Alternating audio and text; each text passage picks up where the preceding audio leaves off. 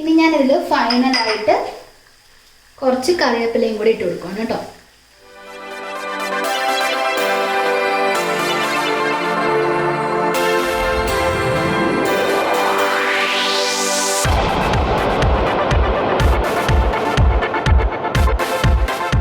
Hello, welcome back to another episode of rainbow family. അപ്പോൾ ഇന്നത്തെ നമ്മുടെ റെസിപ്പി എന്താണെന്ന് അറിയണ്ടേ? ഇന്ന് നമ്മൾ ചെയ്യാൻ പോകുന്നത് നല്ല അടിപൊളി റെസ്റ്റോറൻറ്റ് സ്റ്റൈൽ മഷ്റൂം റോസ്റ്റ് ആണ്. അപ്പോൾ നമുക്കിനി ഇതിന് വേണ്ട ഇൻഗ്രീഡിയൻസ് എന്തൊക്കെയാണെന്ന് നോക്കാം. ആദ്യം തന്നെ 200 ഗ്രാം മഷ്റൂം നന്നായി കഴുകി എടുത്തിട്ടുള്ളതാണ്. ഒരു വലിയ സവാള ചോപ്പ് ചെയ്തെടുത്തത്, ഒരു വലിയ തക്കാളി ചോപ്പ് ചെയ്തെടുത്തത്, എണ്ണ, വെള്ളം ആവശ്യത്തിന്. പിന്നെ ഇനി ഇതിന് വേണ്ട പൊടികൾ എന്തൊക്കെയാണെന്ന് നോക്കാം. 1 ടീസ്പൂൺ മഞ്ഞൾപ്പൊടി, 1/2 ടീസ്പൂൺ മുളക് പൊടി, 1/2 ടീസ്പൂൺ ഗരം മസാല, 1 ടീസ്പൂൺ മല്ലിപ്പൊടി, 1/2 table spoon Kashmiri chilli powder, ഉപ്പ് ആവശ്യത്തിന്. ഇത് ഓപ്ഷണൽ ആയിട്ടുള്ള ഇൻഗ്രീഡിയൻ്റ് ആണ്. ചിക്കൻ മസാല 1 ടേബിൾ സ്പൂൺ, നിങ്ങൾക്ക് ആവശ്യമുണ്ടെങ്കിൽ മാത്രം ചേർത്താൽ മതി. കറിവേപ്പില ആവശ്യത്തിന്, 1 table spoon ginger garlic paste, 3 പച്ചമുളക്. പച്ചമുളകിൻ്റെ എരി നല്ല കൂടുതലായതുകൊണ്ടാണ് ഞാൻ മുളക് പൊടി 1/2 ടീസ്പൂൺ എടുത്തിട്ട് കാശ്മീരി ചില്ലി പൗഡർ കൂടുതൽ എടുത്തത്. അപ്പം നമുക്കിനി ഇതിൻ്റെ പ്രിപ്പറേഷനിലേക്ക് പോവാം. അപ്പോൾ നമുക്കിനി ഇതിൻ്റെ പ്രിപ്പറേഷൻ സ്റ്റാർട്ട് ചെയ്യാം. ആദ്യം തന്നെ നമുക്ക് ഈ മഷ്റൂം ഒന്ന് മാരിനേറ്റ് ചെയ്ത് വെക്കണം. അതിനു വേണ്ടി ഞാൻ ഇതിലേക്ക് 1/2 ടീസ്പൂൺ മഞ്ഞൾപ്പൊടി, 1/2 ടീസ്പൂൺ മുളക് പൊടി, ആവശ്യത്തിന് ഉപ്പ്, ഇത്രയും ചേർത്ത് ഇത് നന്നായിട്ടൊന്ന് മിക്സ് ചെയ്യാം.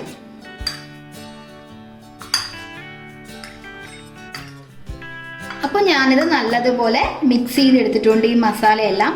ഇനി നമുക്കിതൊന്ന് മാറ്റി വെക്കാം. എന്നിട്ട് നമുക്ക് മഷ്റൂമിലേക്ക് വേണ്ട മസാല തയ്യാറാക്കാം. ആ ഒരു സമയം മതിയാവും ഇത് മാരിനേറ്റ് ചെയ്ത് വെക്കാൻ. നിങ്ങൾക്ക് വേണമെങ്കിൽ ഇത് ഫ്രിഡ്ജിലും വെക്കാം കേട്ടോ. അപ്പോൾ ഞാനിത് ഫ്രിഡ്ജിലേക്ക് വെക്കാൻ പോവുകയാണ്. അപ്പോൾ ഇനി നമുക്ക് മസാല തയ്യാറാക്കിയെടുക്കാം. അപ്പോൾ നമുക്കിനി ഇതിൻ്റെ പ്രിപ്പറേഷൻ സ്റ്റാർട്ട് ചെയ്യാം. ആദ്യം തന്നെ ഞാനൊരു പാൻ വെച്ചിട്ടുണ്ട്. പാൻ വെച്ചൊന്ന് സ്റ്റൗ കത്തിച്ച് കൊടുത്തിട്ടുണ്ട്.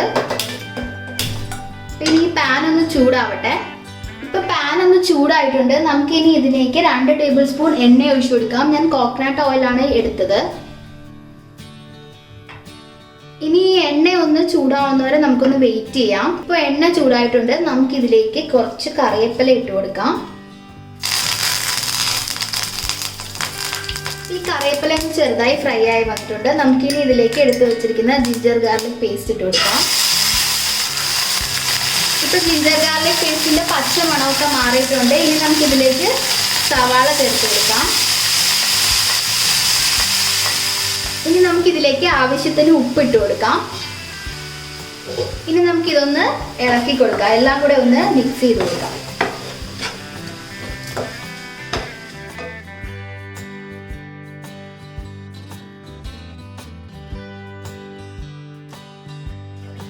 ഇനി നമുക്ക് ഈ ഉള്ളി നല്ലതുപോലെ വഴറ്റിയെടുക്കാം. ഞാനത് വഴറ്റിയെടുത്തതിന് ശേഷം കാണിച്ചു തരാം. അപ്പോൾ നമുക്കിനി നമ്മുടെ ഉള്ളി നന്നായി വഴണ്ടി വന്നിട്ടുണ്ട്. ദേ കണ്ടോ. ഇനി നമുക്കിതിലേക്ക് തക്കാളി ചേർത്ത് കൊടുക്കാം. ഇനി നമുക്ക് ഈ തക്കാളി നല്ലതുപോലെ കുക്ക് ചെയ്തെടുക്കാം.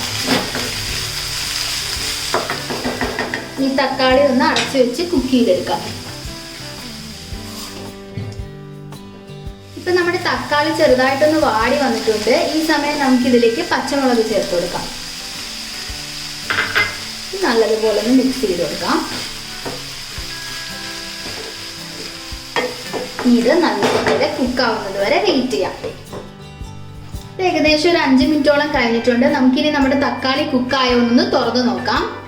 അപ്പം നമ്മുടെ തക്കാളിയൊക്കെ നന്നായി കുക്കായിട്ടുണ്ട്.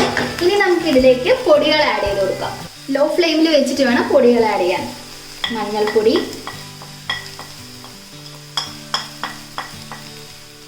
കാശ്മീരി ചില്ലി പൗഡർ, മല്ലിപ്പൊടി, ഗരം മസാല. ഇനി ഈ പൊടികളുടെയൊക്കെ പച്ചമണം മാറുന്നത് വരെ നമുക്കിതൊന്ന് മിക്സ് ചെയ്ത് കൊടുക്കാം.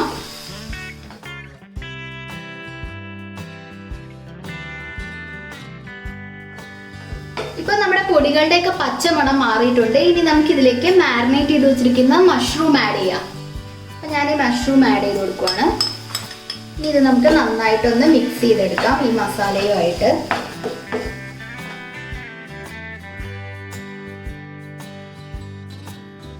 ഇത് നന്നായിട്ട് മിക്സ് ചെയ്തിട്ടുണ്ട്.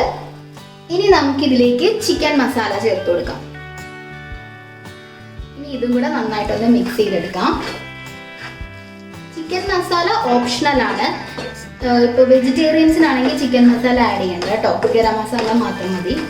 ഇനി നമുക്കിതിലേക്ക് ആവശ്യത്തിന് വെള്ളം ഒഴിച്ചു കൊടുക്കാം. ഒരുപാട് വെള്ളം ഒഴിക്കണ്ട, കാരണം നമ്മൾ റോസ്റ്റ് അല്ലേ ചെയ്തെടുക്കുന്നത്. അപ്പോൾ ഒരു ഗ്രേവി ടൈപ്പ് ഒക്കെയാണ് നിങ്ങൾക്ക് വേണ്ടതെങ്കിൽ നിങ്ങൾ കുറച്ചധികം വെള്ളം ഒഴിച്ചോളൂ. കുറച്ചുകൂടെ ഒന്ന് വെള്ളം ഒഴിച്ചു കൊടുക്കാം.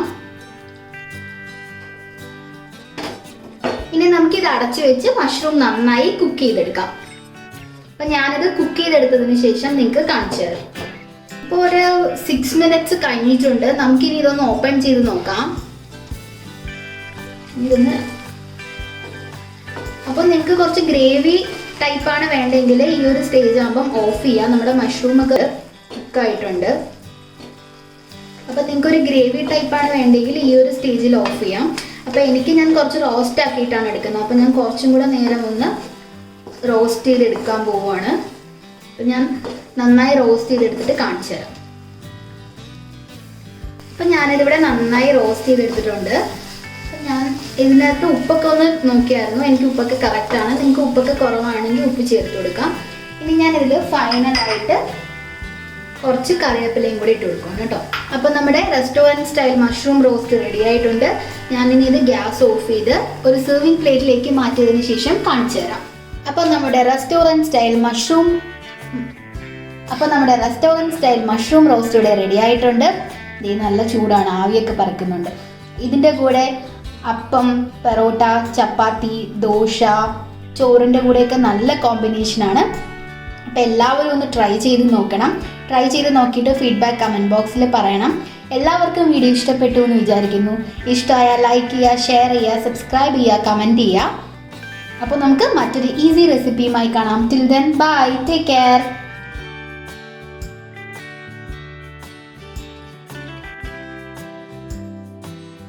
ഞാനിന്ന് മഷ്റൂം റോസ്റ്റ് പ്രിപ്പയർ ചെയ്യാൻ പോകുന്നത് മൺചട്ടിയിലാണ്. അപ്പം നമുക്ക് ആദ്യം തന്നെ മൺചട്ടി വെച്ച് ഗ്യാസ് ഒന്ന് കത്തിച്ച് കൊടുക്കാം. ഇപ്പോൾ ചട്ടി നന്നായി ചൂടായിട്ടുണ്ട്. നമുക്കിനി ഇതിലേക്ക് ഒരു 2 ടേബിൾ സ്പൂൺ എണ്ണ ഒഴിച്ചു കൊടുക്കാം. ഇനി എണ്ണ ഒന്ന് ചൂടാവട്ടെ. എൻ്റെ അമ്മ ചട്ടി പൊട്ടി.